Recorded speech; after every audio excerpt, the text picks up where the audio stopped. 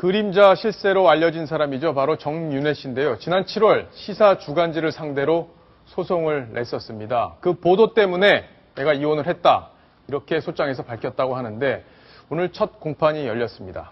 어떤 얘기인지 지금부터 윤정혜 기자하고 자세히 알아보겠습니다. 윤정혜 기자. 네. 오늘 공판이 있었는데 정윤회 씨 다들 궁금해하잖아요. 오늘 출석을 했습니까? 아니, 오늘 정윤회 씨는 출석하지 않았고요. 이 법률 대리인 변호사만 출석을 했습니다. 예. 이게 사실 민사재판이고 또 변론 기일이다 보니까 이 정윤회 씨 본인이 직접 출석 안 한 게 뭐 이례적이거나 그런 건 아닙니다. 대신에 이 정 씨가 작성했던 진술서를 통해서 이제 뭐 어떤 주장인지 한번 좀 파악을 해봤는데요. 예. 이 정 씨는 이 한 언론사가 허위 보도를 했다고 하면서 자기는 그렇게 가족 얘기가 보도될 만큼 공인이 아니라고 지금 주장을 하고 있고요. 또 이 만만회라는 거, 소위 청와대 비선실세 모임이라는 건데 이것 또한 전혀 실체가 없는 모임이지 그냥 박지원 의원이 그냥 이름만 그렇게 명칭을 지었을 뿐이지 전혀 실세 없다고 지금 주장하고 있는 그런 상황입니다. 자, 지금 화면에 보면 정윤회 씨 변호인이 공판에 나오는 모습이 있었는데요. 어떤 얘기를 하는지 직접 들어보겠습니다. 법정 밖에서 변론 내용을 얘기하는 게 적절하지 않은 것 같아요.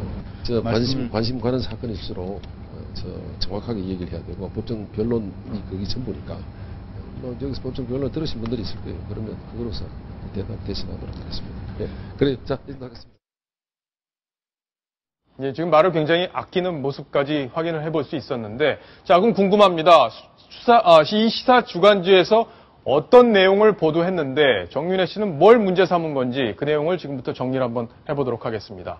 자, 주간지 S주간지에서 보도한 내용인데 윤정혜 기자가 좀 설명을 해주시죠. 네, 이 주간지가 처음에 이제 보도를 낸 건 올해 3월 말입니다. 3월 말에 지금 보시는 것처럼 박지만 미행설을 지금 기사로 냈습니다.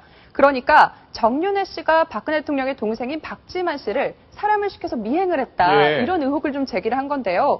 이에 대해서 정윤회 씨 전혀 사실무근이다. 박근혜 대통령하고는 2007년 이후로 연락도 한 적이 없는데 네. 자기가 무슨 미행이냐라면서 지금 반박을 하고 있는 상황이고요. 또 이어서 이런 의혹도 제기를 했습니다. 지난 4월 초에 보도된 내용인데 정윤회 씨가 대한민국 승마협회를 좌지우지한다 하면서 예. 정윤회 씨 딸이 또 승마를 하거든요. 이 딸의 승마 국가대표 발탁에 정윤회 씨가 압력을 했다, 영향력을 행사를 했다라는 얘기를 주장을 한 겁니다.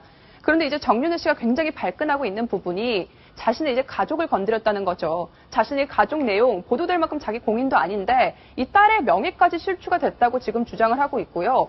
이렇게 가족들을 명예훼손으로부터 좀 보호하기 위해서 결국 이혼까지 하게 됐다고 하면서 지금 언론사를 상대로 2억 원 그리고 정정보도를 요청한 상태입니다. 예.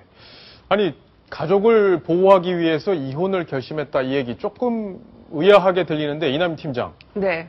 이게 뭐 상식적으로 잘 와닿지는 않는 얘기예요. 일단은 시점을 봐야 될 것 같습니다. 그 박지만 씨를 미행했다는 설, 예. 그리고 그 딸이 그 승마 선수로 어떤 특혜를 받았다라는 부분이 보도된 것이 이제 그 의혹이 알려진 것이 바로 3월 23일이다. 예. 그런데 이혼 결심, 그러니까 이혼 소장을 제출한 것은 나흘 뒤인 3월 27일입니다. 예. 그럼 이 보도 때문에 결국 이혼을 결심하게 됐다. 나흘 만에 예. 이혼을 결심하게 됐다. 이런 주장인데요. 저도 여기에 대해서는 좀 납득이 되지 않는 것이 이혼이라는 것이 굉장히 중대사인데 나흘 만에 이렇게 쉽게 결정할 수 있는 사안인지 그건 좀 의문입니다. 결국 이 부분에 대해서도 시사주간지의 입장은 좀 다릅니다. 우리 보도 때문에 이혼 소송이 불거졌다고 하는데 의혹이 제기된 게 3월 23일이지만 관련 보도가 나간 시점이 4월로 결국은 이혼 소장 제기가 먼저 됐기 때문에 예. 상관이 없다. 이렇게 또 주간지 측은 반박을 하고 있습니다. 예, 이혼 얘기와 저 보도를 연결시키는 부분 네. 아마 시청자 여러분들도 선뜻 이해가 안 되실 텐데 이혼 조건에 그런 게 있었잖아요.